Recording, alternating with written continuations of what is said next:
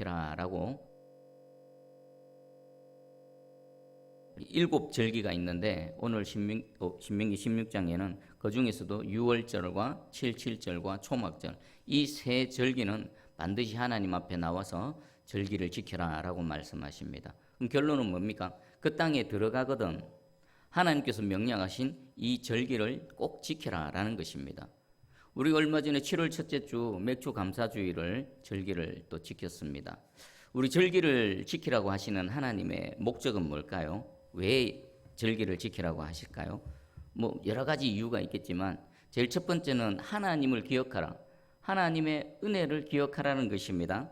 하나님께서 어떤 은혜를 베풀어 주셨는지 잊지 말고 기억하라는 겁니다. 우리 인간은 좀 보면은 꼭 기억해야 될 것은 기억하지 않고 좀 시간이 지나면 좀 잊어도 될 것 같은 것은 오히려 안 잊고 그렇습니다.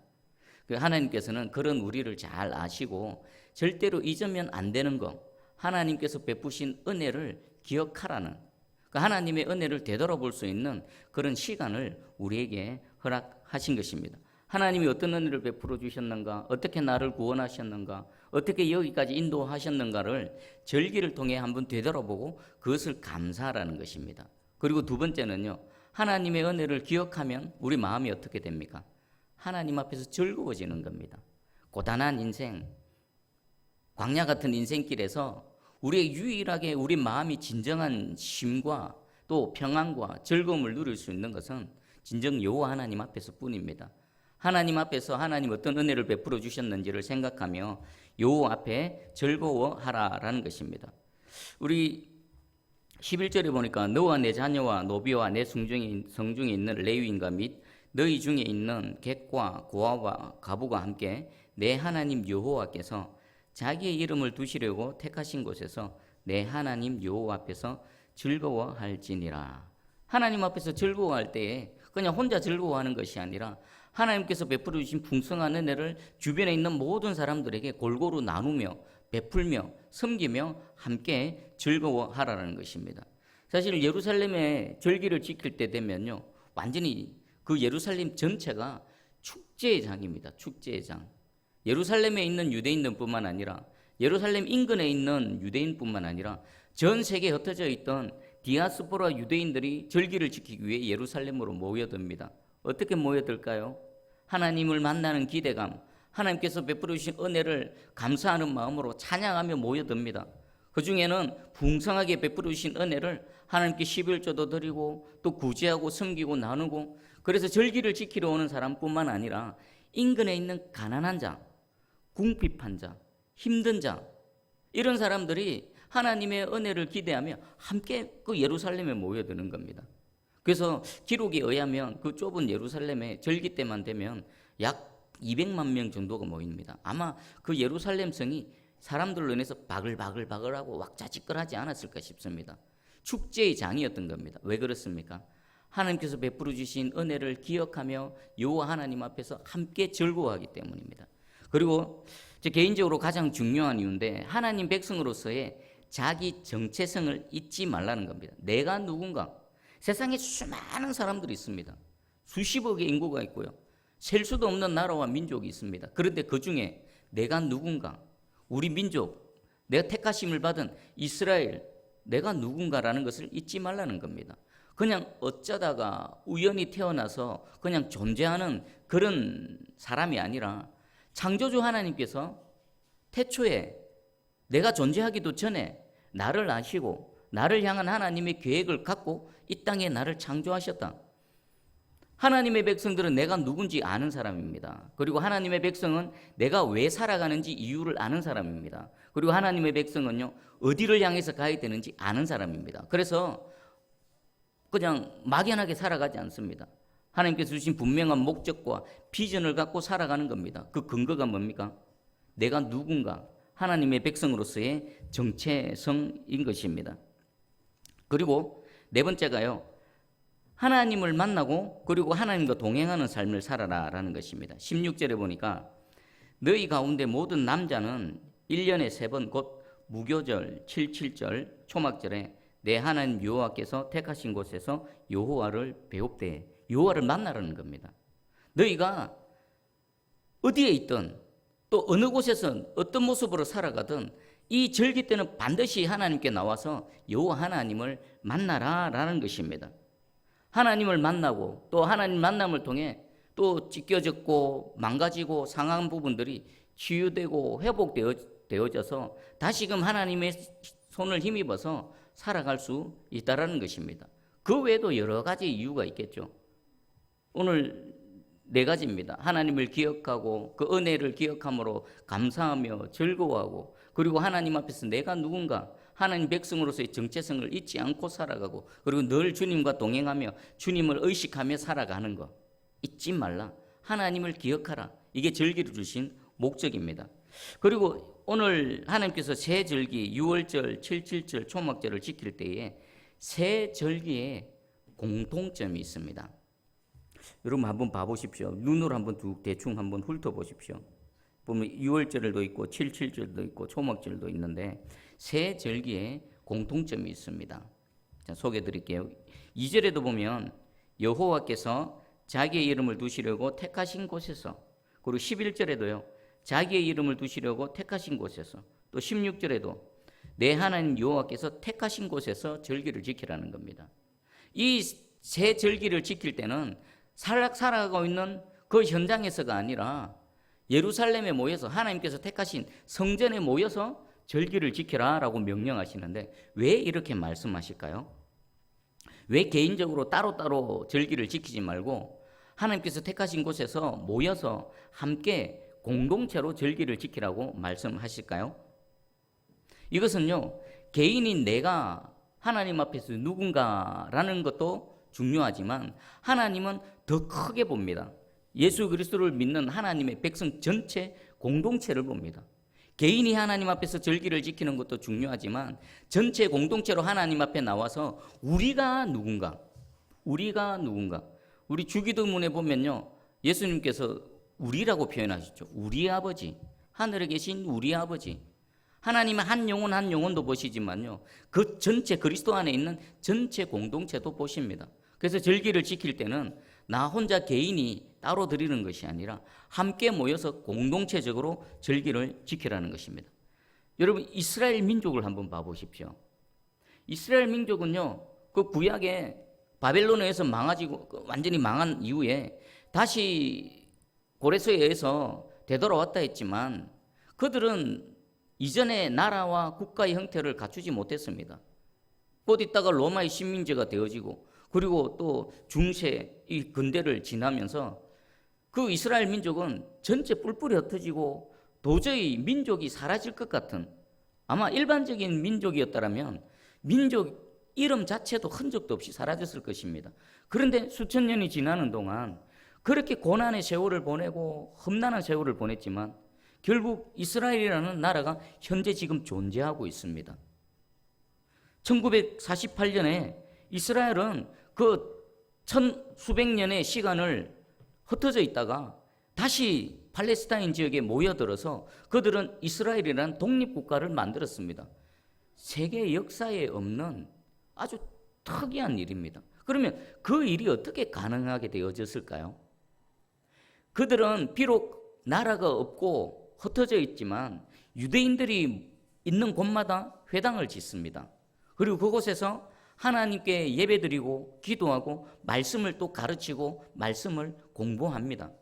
그들이 어디를 가든지 그 전통은 놓치지 않습니다. 그리고 그들은 절기 때만 되면 어느 나라 어디에 있든지 이 유대인들은 그 절기를 지켰던 것입니다.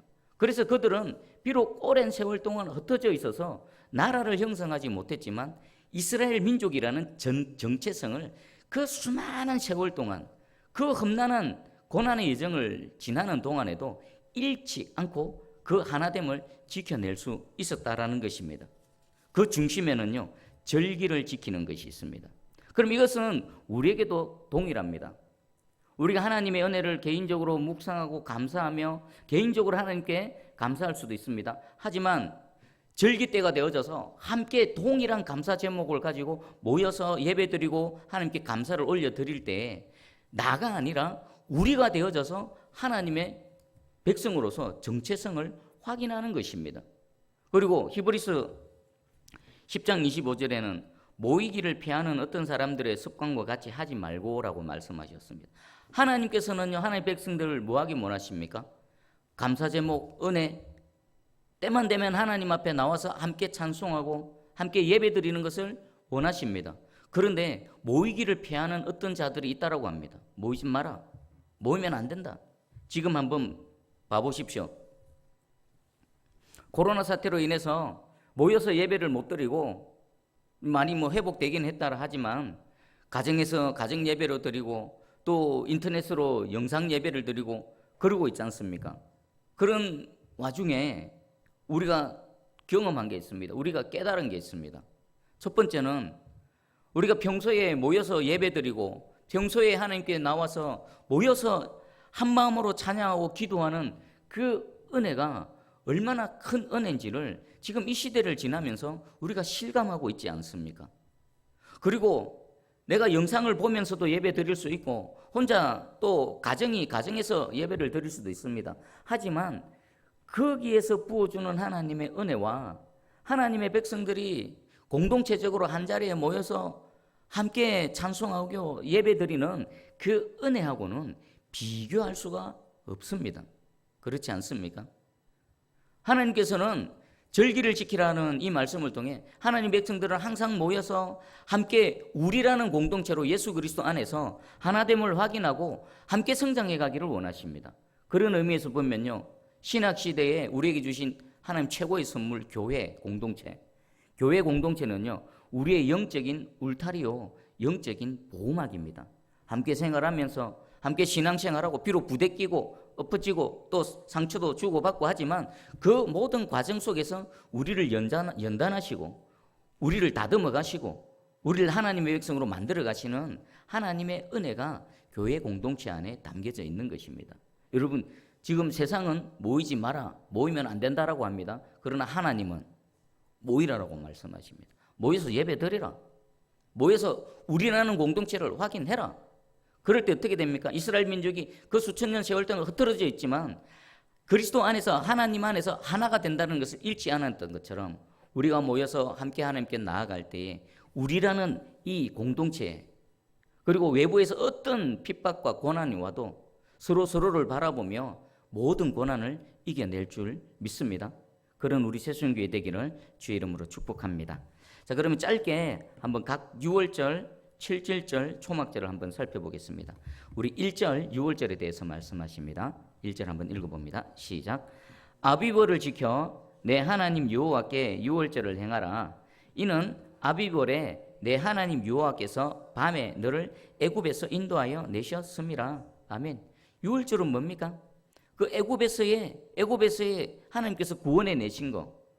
그 애굽에 내리는 마지막 열 번째 재앙, 장자의 죽음에서 6월절 어린 양의 피로 죽음이 건너간 거, 죽음이 덮치지 못한 거, 하나님께서 죽음으로부터 지키시고 보호해 주신 거, 나아가서 그 애굽의 오랜 종살이에서 구원해 내시고 자유케 하신 그 하나님의 은혜를 기억하며 감사하는 것입니다.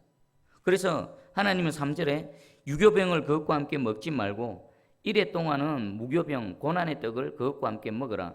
이는 내가 애굽 땅에서 급히 나왔음이라. 이같이 행하여 네 평생에 항상 내가 애굽 땅에서 나온 날을 기억할 것이니라.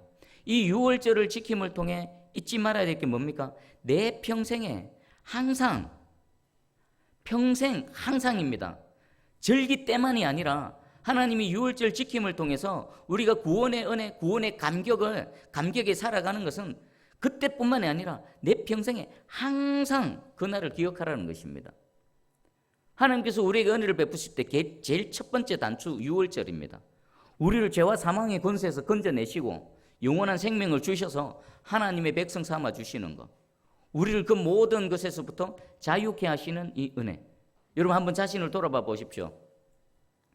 우리가 이 구약의 유월절을 지키지는 않습니다. 하지만 유월절을 지키라는 하나님의 이 말씀의 의미는 여전히 살아 있습니다.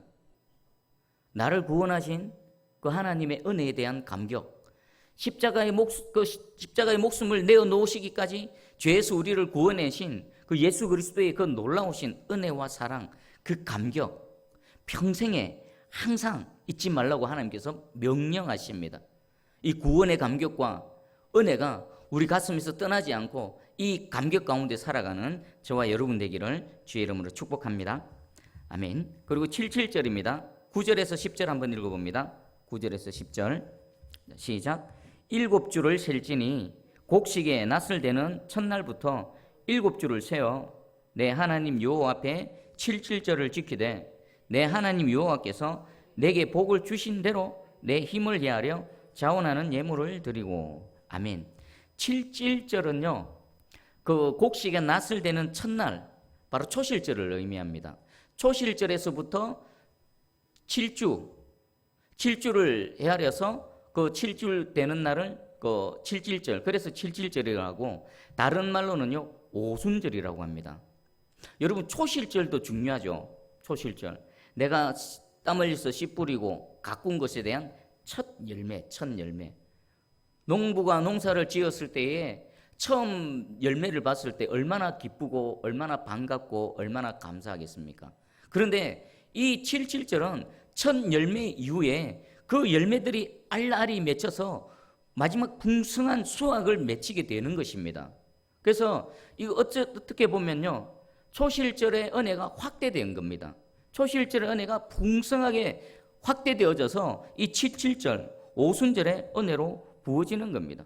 풍성한 수확을 하나님께서 주시는 거고, 그리고 그것에 대해서 감사하면서 절기를 지키는 겁니다. 그리고 마지막 초막절은요 우리 13절 제가 읽어드립니다. 13절 너희 다장마당과 포도주 틀에 소출을 거두어 들인 후에 이래 동안 초막절을 지킬 것이요. 이 초막절은 수확도 다 끝났습니다. 그리고 수확한 것을 다 정리해서 내 곡간 안에 넣어뒀습니다. 그리고 나서 하나님 앞에 감사하는 겁니다. 마지막 수확물까지 안전하게 거두어 들이고 난 이후에 하나님 앞에서 감사하는 그런 절기지요. 먼저 여러분에게 축복드립니다. 축복합니다. 이 절기를 지킬 수 있는 은혜가 있기를 축복합니다. 여러분 6월절 절기 누가 지킬 수 있습니까? 6월절의 은혜를 입은 사람이 절기를 지킬 수 있습니다. 6월절 은혜도 입지 않았는데 어떻게 6월절 절기를 지킵니까? 77절 초막절도 마찬가지입니다. 여러분 오순절 부어아웃 하나님께서 부어주시는 풍성한 수확의 은혜를 입은 사람만이 77절 절기를 지킬 수 있고요. 그 모든 것들을 안전하게 드리고 나서 이 초막절의 은혜를 입은 사람만이 초막절 절기를 지킬 수 있는 것입니다. 자, 그러면 이걸 한번 생각해 보겠습니다. 이 절기는요 하나님께서 우리에게 지키라는 명령임과 동시에 또 무엇을 약속하는 겁니까? 여러분 777을 지키게 되면요 먼저 뭐가 선행되어야 됩니까? 777의 은혜가 선행되어져야 되는 겁니다. 이것은 하나님께서 절기를 지키라는 명령이지만 하나님께서 내가 너희에게 이런 복을 주겠다라는 복 주심에 대한 약속인 겁니다. 여러분 이 은혜가 깨달아지기를 축복합니다. 777절을 지키고 초막절을 지키라고 명령하신 하나님은 내가 이 은혜를 너희에게 베풀어 주겠다라는 하나님의 약속의 말씀인 것입니다. 그리고 이 절기를 지키는 건요 그 하나님께 복 주심에 대한 반복 학습인 것입니다. 절기는 해마다 돌아오지요. 올해 이 은혜를 입었으면 한 번이 끝나는 게 아닙니다. 다음 절기 때면 또 그 절기를 지킵니다. 그럼 그 다음 절기 때도 하나님께서 동일한 은혜를 베풀어 주실 것이라는 것입니다. 여러분 이 약속의 말씀을 아멘으로 받으시기 바랍니다. 절기를 지키라고 하신 하나님께서 절기를 지킬 수 있는 은혜를 베풀어 주실 줄 믿습니다. 그리고 지금 이 말씀을 듣는 이들은 어디에 서 있습니까?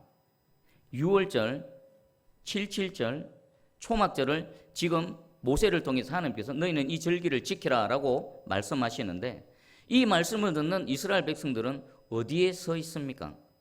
광야에 서 있습니다. 광야. 여러분 지금 이 세 절기 중에 이들이 하나님으로부터 은혜를 입은 절기는 어떤 절기입니까?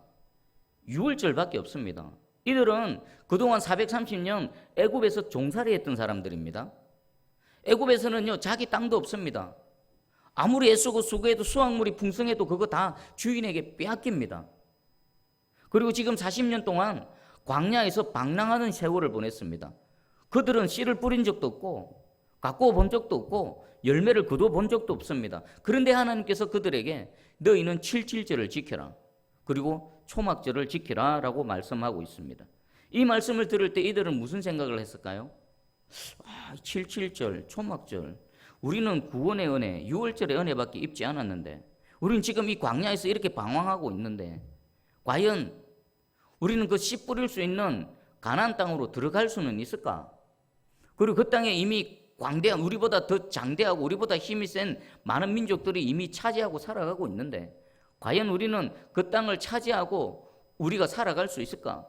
씨를 뿌리고 가꾸고 열매 맺는 그 시작을, 그 은혜가 과연 우리에게 시작될 수 있을까? 이런 많은 생각들이 있을 수 있습니다.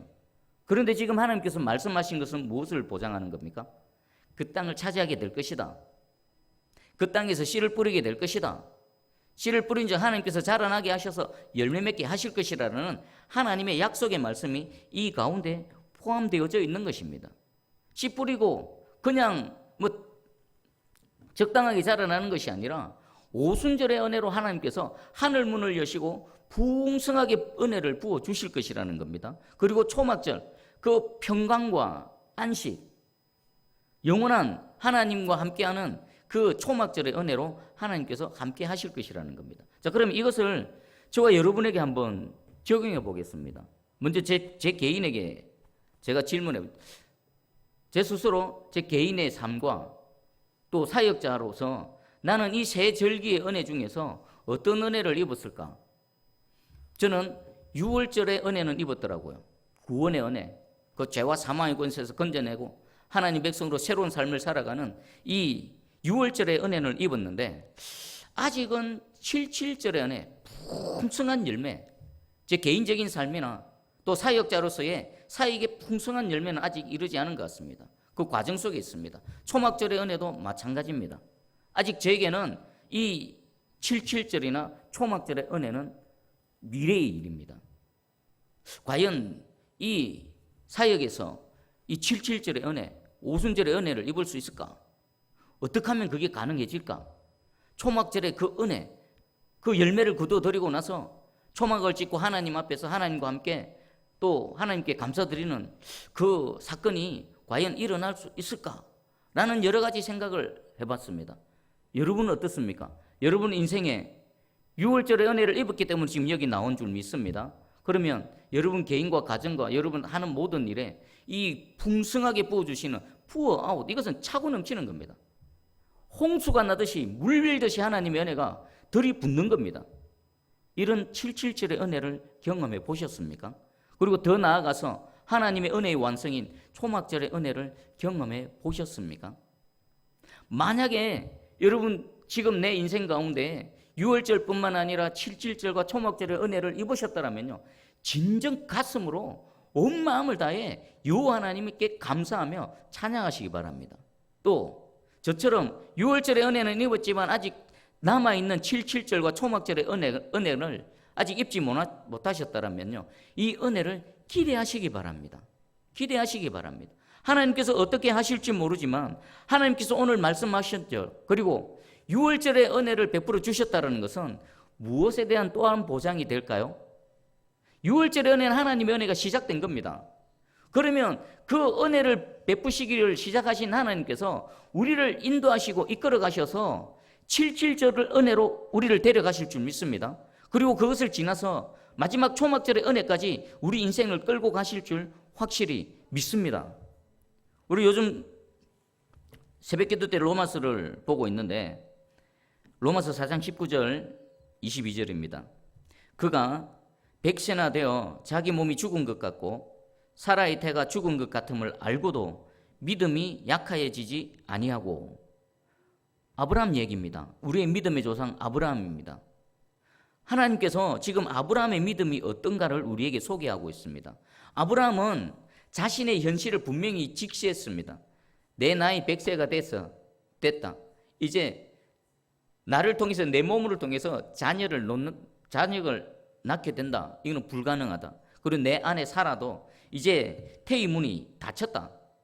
사라나 나나 이 현재 상태에서 자녀를 출산한다는 것은 불가능하다는 것을 알고도 아브라함은요, 믿음이 약하여지지 아니하고, 우리 믿음은요, 현실을 외면하거나 현실을 외면한 도피처가 아닙니다. 현실을 직시하는 겁니다. 여러분이 꿈꾸는 거, 아브라함처럼 여러분의 마음의 소원, 그거 한번 떠올려 보십시오. 어떻습니까? 현실적으로 불가능한 거 아닙니까? 불가능한 걸 인식하는 겁니다. 그리고 그것을 인정하는 겁니다. 그럼에도 불구하고 알고도 믿음이 약하여지지 아니하고, 로마서 4장 18절입니다. 아브라함이 바랄 수 없는 중에 바라고 믿었으니. 여러분 지금 6월절의 은혜를 입었지만 앞으로 내 인생에 도대체 어떻게 77절의 은혜가 올까? 도대체 내 이 사역 현장 가운데 어떻게 77절의 은혜가 올까? 현실을 직시하면서 현실을 통해서 그 하나님을 바라봅니다. 알고도, 안 된다는 거 알고도 그것을 이루실 전능자 하나님, 이 은혜를 베풀어 주실 여호와 하나님을 바라봄으로 믿는 것입니다. 이것이 진짜 믿음입니다. 이게 참 믿음입니다. 그냥 막연하게 하나님 어떻게 하시겠지가 아니라 현실에 발을 딛고, 와, 우리로서는 불가능하네, 우리로서는 안 되네, 내 인생에, 내 지금까지 평생 살아왔는데, 애쓰고 수고했는데 아무런 열매도 안 나타났는데, 앞으로 남아있는 기간은 얼마 안 되는데 과연 내 인생이 77절의 은혜가 올까? 초막절의 은혜가 올까? 현실은 불가능하지만 오히려 그때에 알고도 여호와 하나님을 바라보십시오. 오늘 6월절과 77절과 초막절의 은혜를 우리에게 명령하신 하나님은요, 우리에게 그 은혜를 베풀어 주실 때에 우리에게 명령할 자격이 있는 것입니다. 하나님은 또한 그 은혜를 베풀어 주실 충분한 능력이 있으실 뿐만 아니라 또 그 은혜를 베풀어 주시고자 하는 강렬한 열망을 갖고 있는 신실하신 하나님이십니다. 오늘 이 약속의 말씀 붙드시고 6월절을 지나서 77절의 은혜와 초막절의 풍성한 은혜를 받아 누리는 저와 여러분 되기를 주의 이름으로 축복합니다. 여러분 가정이, 여러분 자녀가, 여러분 대대손손 이 은혜가 넘쳐나기를 축복합니다. 어쩌면요, 우리 당대에는 아닐 수도 있습니다. 아브라함 생각해 보십시오. 하늘의 별과 같은 수많은 후손, 근데 딸랑 이삭 하나 봤습니다. 하지만 이삭을 지나고 야곱을 지나고 또 야곱의 12아들을 지나서 하나님께서 마침내 한 민족을 이루게 하시고 또 예수 그리스도를 믿는 믿음으로 셀 수 없는 수많은 믿음의 후손들을 아브라함에게 허락하셨습니다. 약속하신 적 반드시 성취하시는 하나님인 줄 믿습니다. 아멘. 자, 기도하겠습니다. 사랑의 주님, 감사합니다. 오늘 이스라엘 백성들에게 너희가 그 약속의 땅 가나안 땅에 들어가거든 절기를 지키라고 말씀하셨습니다. 아니 명령하셨습니다. 하나님 이 절기를 지키고